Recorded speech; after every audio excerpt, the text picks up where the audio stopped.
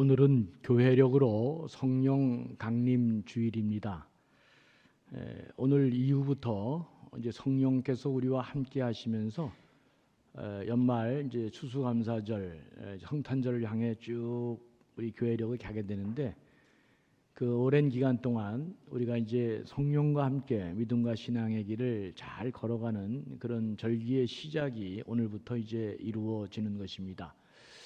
올해 우리 교회 목표가 묶이고 매인 것이 풀어지는 한 해가 되기를 소망하는데, 이제 본격적으로 성령께서 우리와 함께 하시는 귀한 역사를 우리가 기대하고 또 기적을 사모하고 성령이 함께 하시는 놀라운 은혜를 우리가 마음속에 두면서 진짜 오늘 이후부터 우리의 막히고 묶이고 매인 것들이 다 풀어지는 그런 성령의 역사가 우리 안에 넘쳐나기를 주의 이름으로 간절히 축원합니다. 오늘 본문인 사도행전 2장은 세계 교회사 역사에 있어서도 한 획을 긋는 대단히 중요한 의미를 담고 있는 그런 귀한 본문입니다. 먼저 사도행전 1장 4절에서 5절의 말씀을 보면 예수님이 승천하시기 전에 이렇게 말씀하십니다. 사도와 함께 모이사 그들에게 분부하여 이르시되 예루살렘을 떠나지 말고 내게서 들은 바 아버지께서 약속하신 것을 기다리라. 요한은 물로 세례를 베풀었으나 너희는 몇 날이 못되어 성령으로 세례를 받으리라. 그렇게 말씀하셨습니다.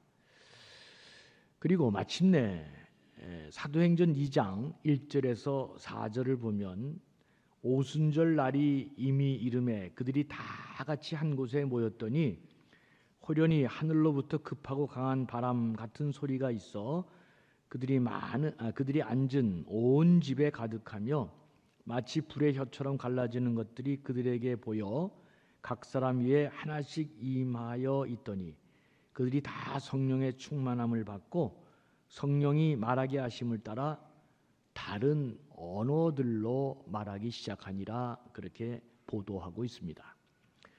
내가 너에게 약속한 성령을 기다려라 이렇게 하신 지 열흘 만에, 그러니까 한 120문도가 마가의 다락방에서 성령을 기다리고 뜨겁게 열심히 한 열흘쯤 기도할 때 약속하신 성령이 오신 것입니다. 그러니까 주님이 약속하신 성령이 공식적으로 이 땅에 임하면서 이제 교회의 시대가 열리게 된 것입니다.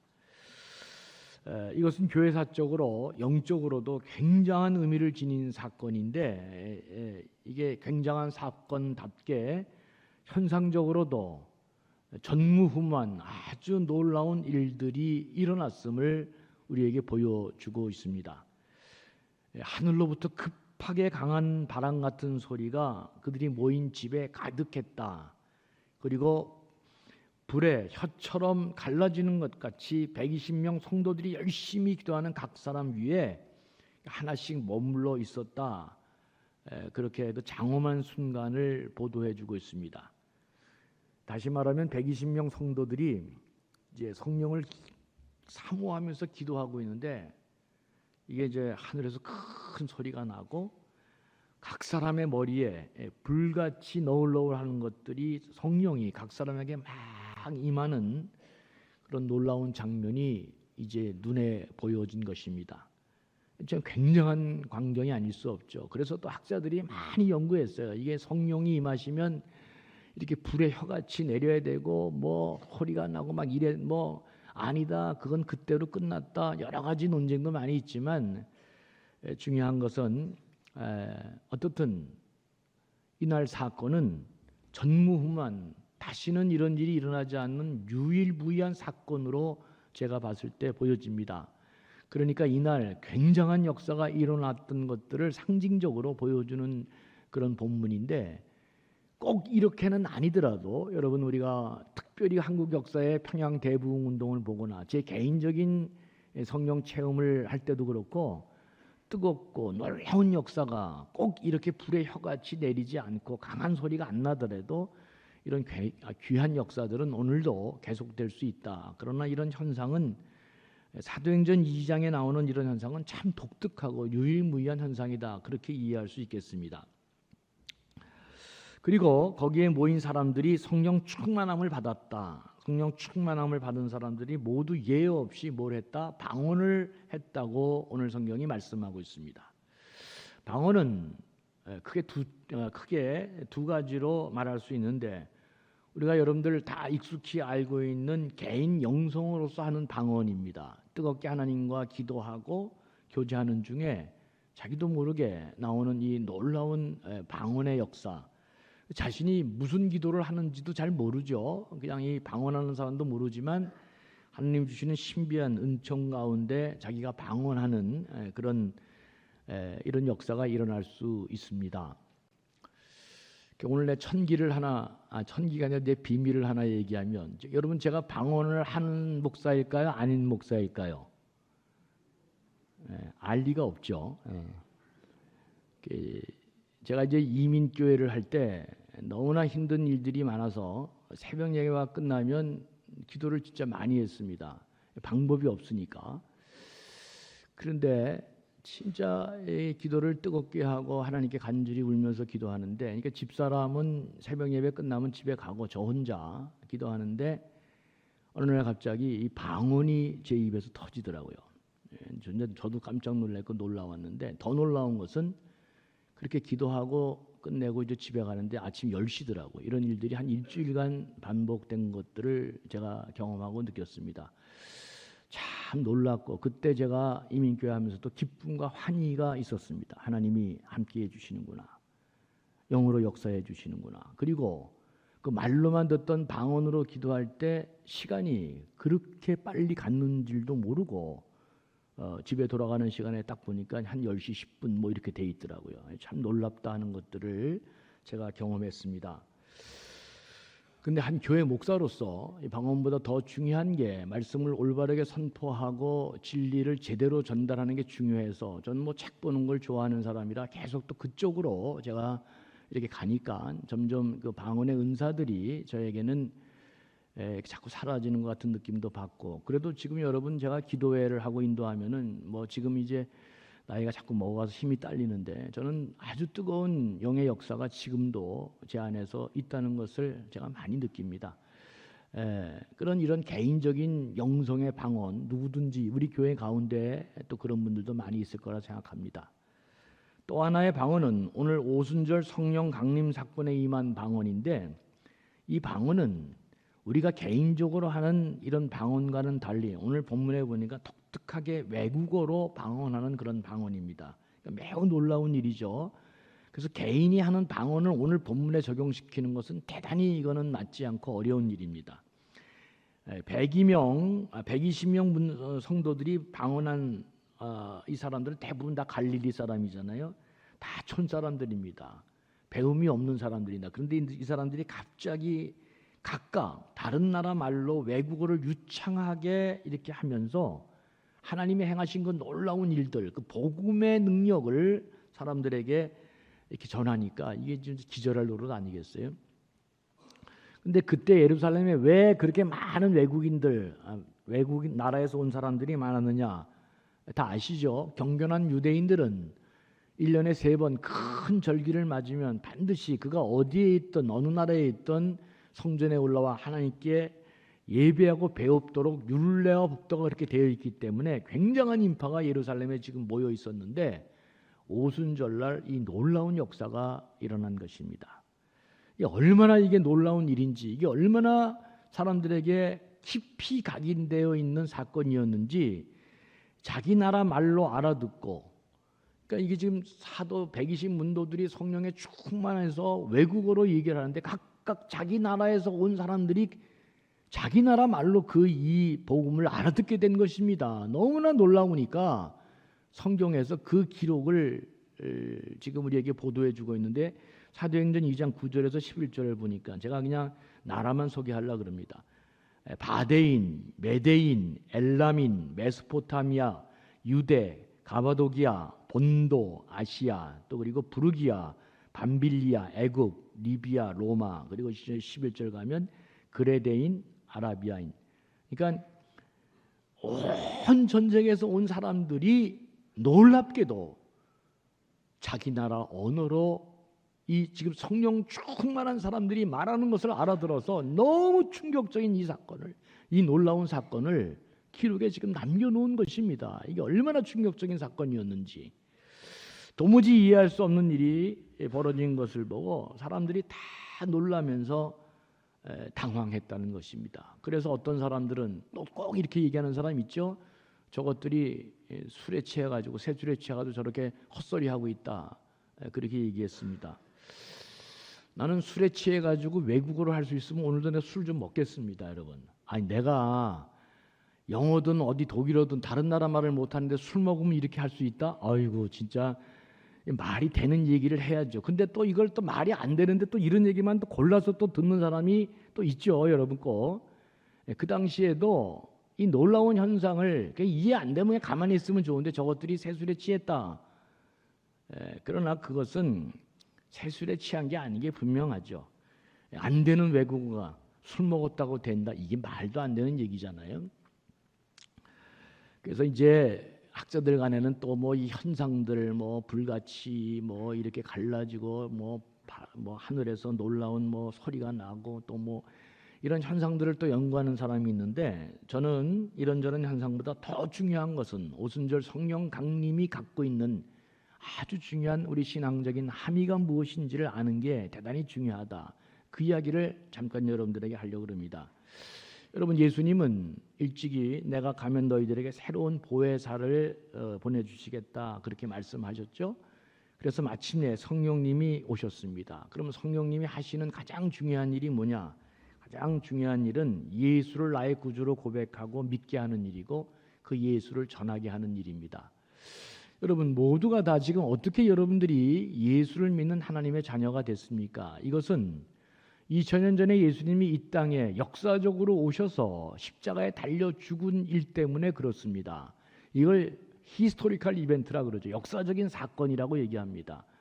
2000년 전에 예수님이 이 땅에 오셔서 우리의 모든 죄를 대속하시고 십자가에 달려 죽으심으로 우리 죄가 예수님의 십자가의 보혈로 다 대속이 됐기 때문에, 죄의 싹은 사망인데 예수님이 우리의 죄를 다 용서해 주셨기 때문에 하나님의 자녀가 되는, 그래서 영원히 하나님 나라를 유업으로 받고 영원히 살 자로 우리 모두를 신분을 변화시킨 놀라운 사건이 일어난 것입니다.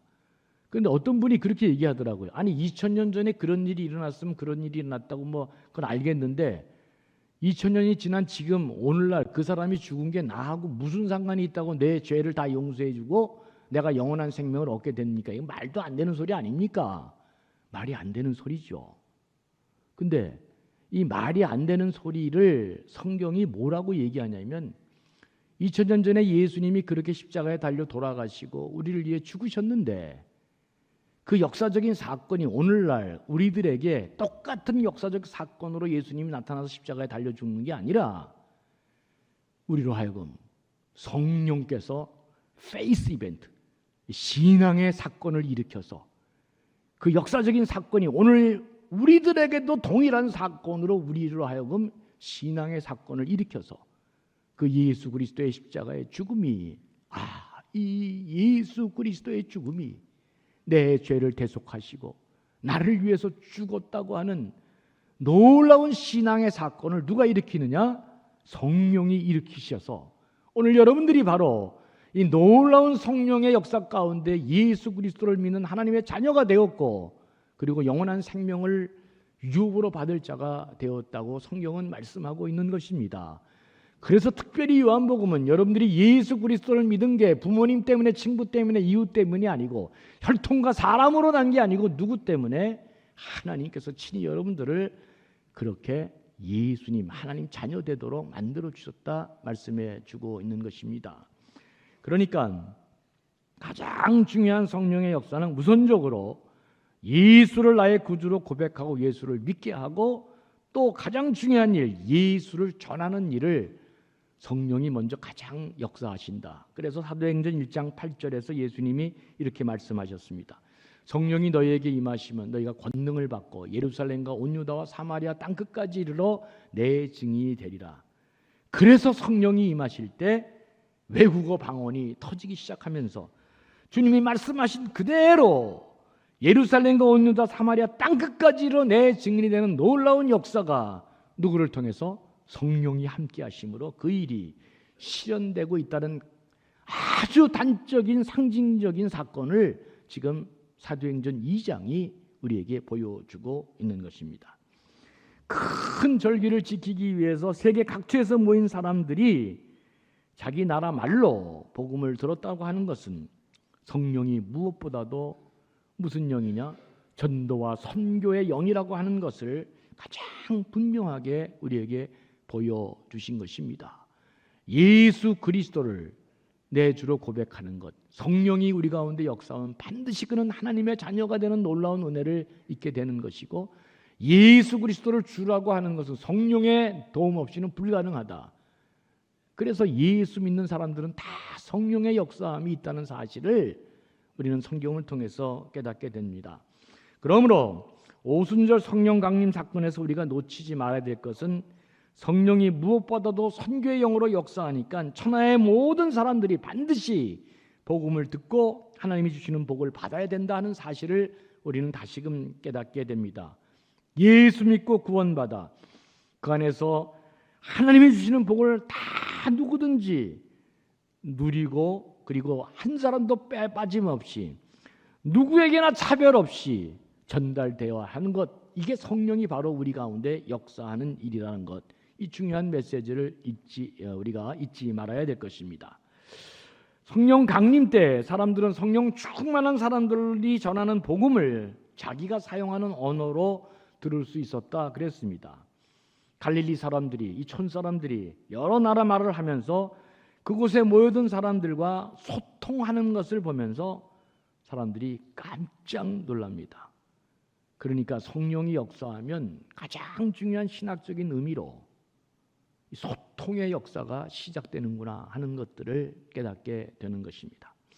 성령 강림주일, 그래서 저는 우리가 두 가지 내용을 꼭 잊지 말고 살아야 되겠다, 그 말씀을 꼭 여러분들에게 전하고 싶습니다. 하나는 성령은 선교의 영으로 반드시 자기 울타리를 넘어가게 하시는 영이십니다. 이게 선교의 마인드죠.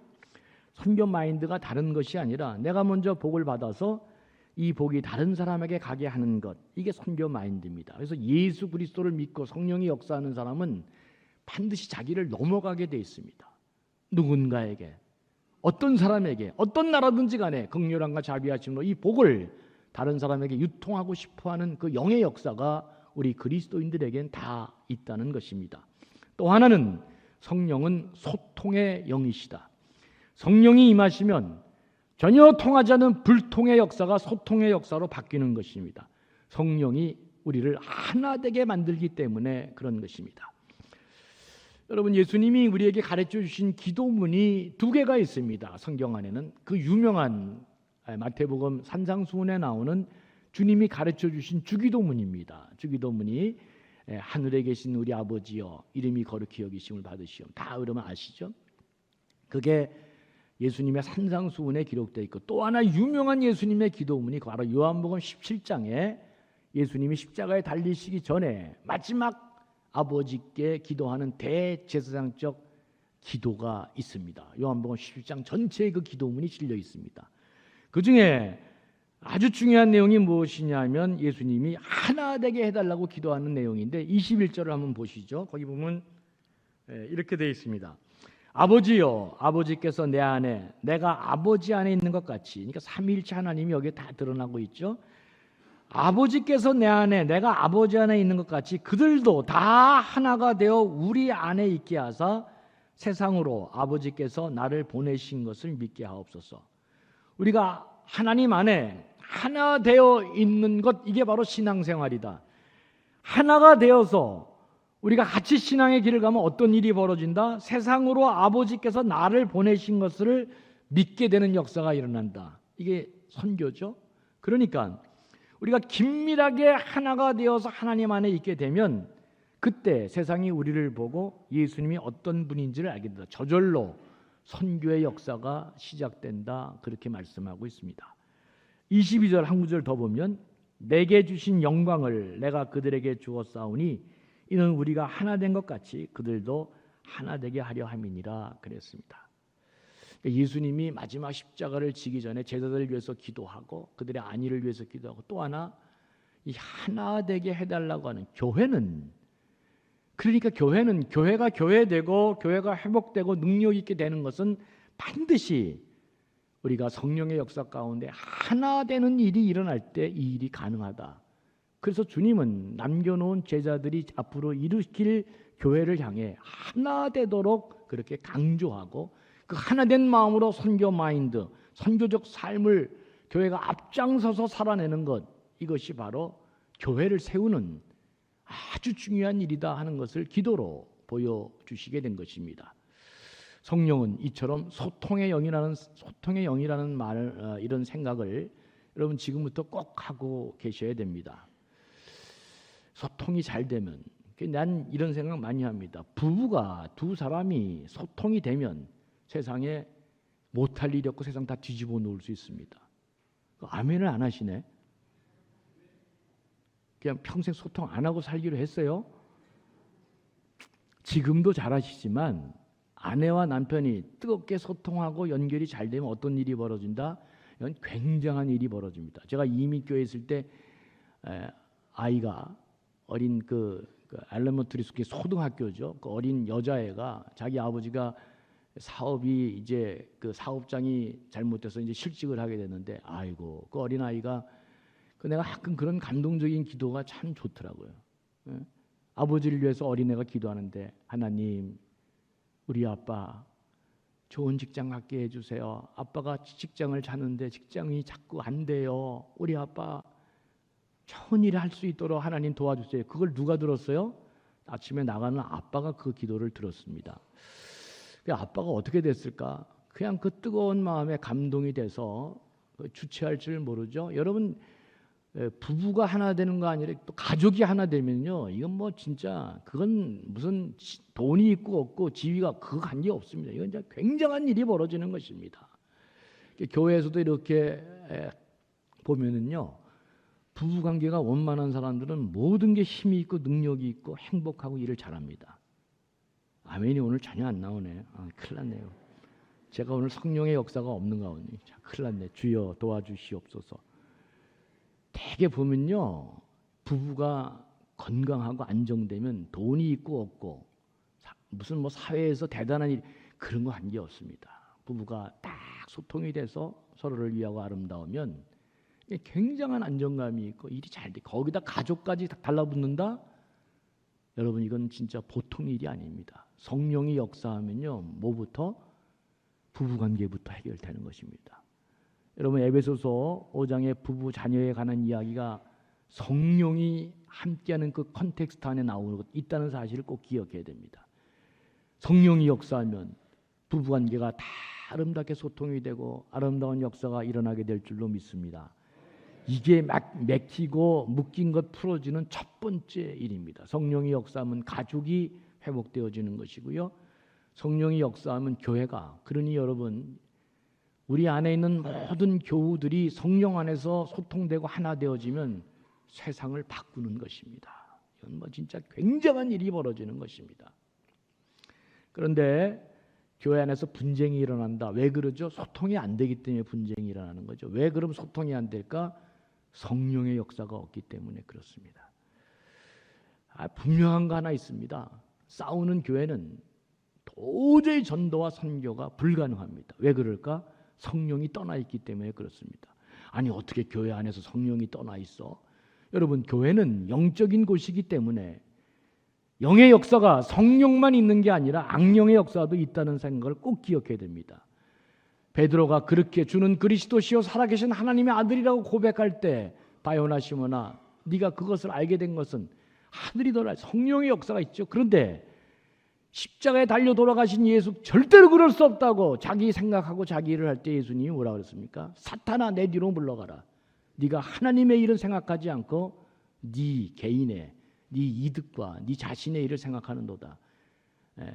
사탄아, 내 뒤로 물러가라. 그렇게 얘기했습니다. 여러분, 교회 안에는 성령만 역사하는 게 아니라 악령도 역사한다는 사실을, 사탄도 마귀도 역사한다는 사실을 꼭 기억해야 됩니다. 그래서 목사인 저는 조그마한 행정 하나도 마귀가 여러분들 가운데 역사하지 않도록 하기 위해서 그렇게 조심하고 애쓰고 기도하고 몸부림치는 것입니다.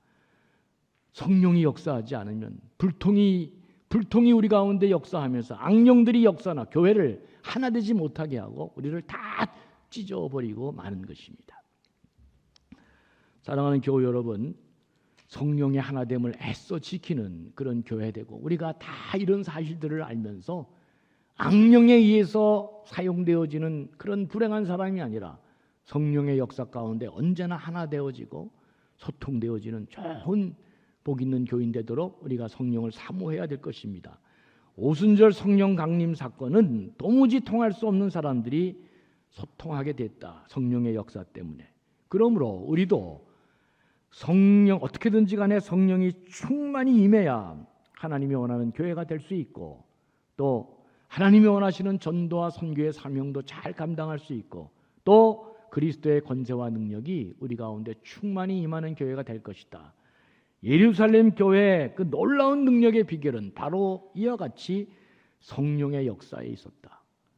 소통케 하고 하나 되게 하시는 성령의 역사가 세상을 뒤바꾸는 놀라운 교회로 만들었다. 이 사실을 우리가 잊지 말아야 될 것입니다. 성령의 역사함이 없이는 교회 성장이나 교회 부흥도 불가능합니다. 우리가 서로 하나 되고 아끼고 무거운 짐을 나눠주고 어깨 걸고 함께 가는 일도 불가능한 것입니다. 성령의 역사가, 능력이, 부흥이 우리 가운데 일어나야 됩니다. 내가 아까 우리 3부 시온 찬양 때 너무 찬양을 잘해서 박수를 한번 치려고 그러다가 못 쳤습니다. 이 찬양이 우리를 다 하나 되게 하는 놀라운 은혜가 될 줄로 믿습니다. 박수 한번 쳐드립시다. 우리 진짜 너무 잘했어요. 너무 잘했어요. 성령이 우리 가운데 역사하도록, 그래서 진짜 뜨겁게 하나 되는 역사가 우리 가운데 일어나야 됩니다. 이 성령 강림 사건은 신학적으로 창세기 11장에 나오는 바벨탑 사건을 완전히 반전시키는 놀라운 중요한 의미를 담고 있습니다. 이 얘기만 하고 제가 말씀을 마치려고 그러는데, 여러분, 우리 사도행전 2장은 사람들이 성령에 충만했을 때 말이 하나 되는 역사가 일어나는데, 창세기 11장 바벨탑 사건은 이게 이제 바벨론이야, 그러니까 옛날에 이제 굉장한 문명을 누리고 있었던 이 바벨론 사람들이 뭘 발견했어요? 벽돌을 단단히 구워서 이 놀라운 건축 기술을 이제 터득한 거죠. 그래서 성과 대를 쌓아가면서, 야, 이 성과 대 이 꼭대기가 하늘까지 닿도록 하자, 우리 이름을 내자 하면서 하나님 없이 우리가 잘 살아보자는 결의를 하면서 하나님 앞에 이 교만을 떠는 행동이 그대로 기록되어 있습니다.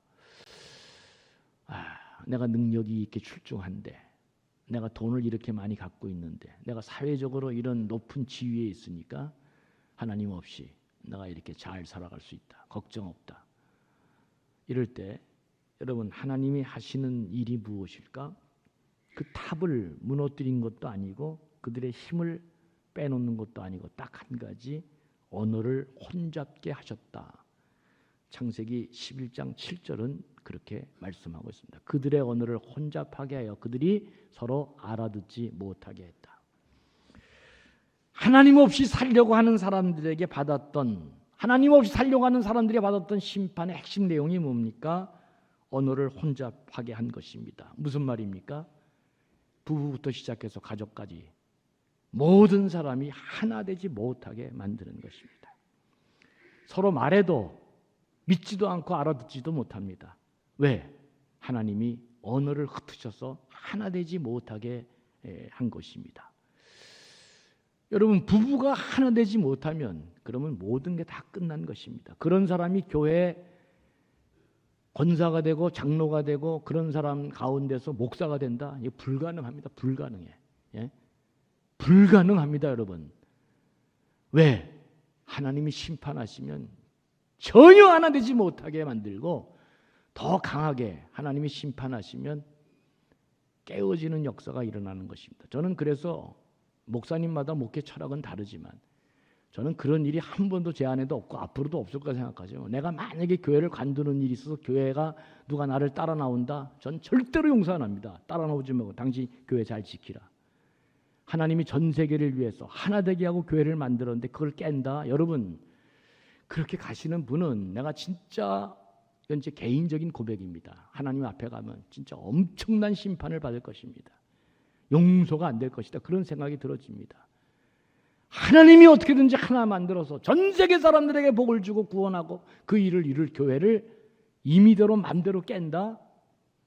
저는 제 신앙적 고백으로 이건 진짜 불가능한 일이다 그렇게 생각하고 있습니다. 하나님이 심판의 내용이 뭐냐? 하나 되지 못하게 만들고 영원히 분리하게 만들어서 저주 가운데 떨어지게 하는 것입니다. 이런 사람들은 아내와 부부가 말을 해도 말이 통하지 않습니다. 무슨 말만 해도 싸움이 일어나고 오해가 일어나고 자꾸 분란만 일어납니다. 이게 하나님이 내린 심판입니다. 그런데 여러분, 부부도 마찬가지죠. 어떤 공동체든 간에 하나 되지 못하면 그 다음부터는 다 끝나는 것입니다. 오순절날 성령 충만할 때 가장 먼저 기록된 인상적인 사건이 무엇입니까? 전 세계에서 온 사람들이 말이 통하고 말이 하나가 됐다. 서로 다른 사람들이 말을 알아듣게 됐다는 것입니다. 이게 다른 나라 말로 알아듣는 거, 진짜 이게 진짜 놀라운 역사다. 제가 그런 생각을 하게 됩니다. 교회가 바로 처지, 형편, 교육, 위치, 부, 건강 다 다른데도 불구하고 목사님이 설교하시면 여러분들이 다 알아듣고 이해되고 은혜 받는 역사가 일어난다. 누가 하신 것입니까? 성령께서 우리를 그렇게 하나 되게 만들고 우리를 그렇게 아름답게 만들어가기 때문에 이 일이 이루어지는 것입니다. 성령 충만한 사람들끼리는 아무리 이상하게 얘기해도 다른 사람이 다 알아들어요. 바로 알아듣고 오해가 되지 않습니다. 그게 성령 충만한 가정, 성령 충만한 부부, 성령 충만한 교회가 이루어지는 아름다운 하나님 나라의 공동체의 모습입니다. 이것이 오늘 본문이 우리에게 말씀하고 있는 아주 중요한 내용이다 하는 것을 성령 강림절에 잊지 말기를 바랍니다. 사도 바울은 이 놀라운 이 담론, 이 가장 중요한 의미를 잘 캐치해서 고린도전서에서 분열된 고린도 교회, 여러분 고린도 교회는 다 잘났다고 떠드는 사람들만 있잖아요. 그러면서 또 자기는 개바파다, 아볼로파다, 뭐 예수 그리스도파 뭐 이러면서 파들이 다 나눠서 각자 그냥 자기 소견대로 행하는 이 교회. 사도 바울이 이 고린도 교회를 제대로 회복시키기 위해서 두 가지 큰 위대한 말씀을 전합니다. 하나는 십자가하고 또 하나는 그 유명한 고린도전서 1장 10절의 말씀을 같이 보죠. 형제들아, 내가 우리 주 예수 그리스도 이름으로 너희를 권하노니 모두가 같은 말을 하고 너희 가운데 분쟁이 없이 같은 마음과 같은 뜻으로 온전히 합하라. 성령이 역사하시면 교회는, 부부는, 가족은 다 같은 말, 같은 마음, 같은 뜻, 그래서 놀라운 같은 열매를 향해 나아가게 되어 있는 것입니다. 그래서 가정에 가훈이 있는 것입니다. 부모의 위대한 정신이 아들에게 전달되는 것이고 자녀들에게 전달되는 것이고, 교회가 이렇게 위대한 정신이, 그 교회를 지탱하는 위대한 정신이 계속해서 우리 가운데 역사하는 것입니다. 성령이 역사하면 같은 말, 같은 마음, 같은 뜻을 갖고 우리가 같이 공동의 목표를 해 나가는 하나님 영광을 위한 같은 열매를 향해 나아간다는 사실을 여러분 잊지 않아야 되겠습니다. 우리 교회는 지금이야말로 성령님이 더 충만하게 역사하셔서 하나로 만들어주는 역사가 일어나는 교회가 되어야 합니다. 지금 동로의 산하 90개 교회 중에 제일 잘 되는, 제일 살아있고 제일 활기가 있는 교회는 우리 교회 하나뿐입니다. 이 얘기는 거짓말이 아닙니다. 진짜 우리 교회가 그렇게 가고 있습니다. 지금 어느 순간 인계점이 나오면 우리 교회는 폭발적으로 성장하고 부흥하고 큰 역사를 이루게 될 줄로 믿습니다. 할렐루야. 이때 아멘 안 하면 어떡하나 걱정했는데. 예, 어느 임계점이 딱 넘으면 하나님이 하시는 일이니까 그 일이 일어나게 될 줄로 믿습니다. 그래서 제가 노심초사하고 지금 너무나 조심하고 이럴 때 호사다마라고 마귀가 역사할까 봐 얼마나 내가 세심하게 모든 일을 주의 깊게 하려고 노력하는지 모릅니다. 더 옷깃을 여미고 더 기도하면서 요만한 행정 하나라도 잘못되어 있는 일이 없도록 노력하면서 가장 중요한 거 그렇게 한다고 되는 게 아니라 성령이 우리 가운데 충만히 역사해서 우리를 하나 되게 만들고 전도와 선교의 영으로 역사해 줄 때 우리 교회가 그 놀라운 일이 일어나게 될 줄로 믿습니다. 아무쪼록 성령께서 나를 통해 일하시고 교회를 통해서 일하시고 우리 모두를 하나님 영광이 돌리는 놀라운 일들로 그렇게 성령이 우리 교회 성령 강림 주일날 강하게 역사하기를 간절히 소망합니다.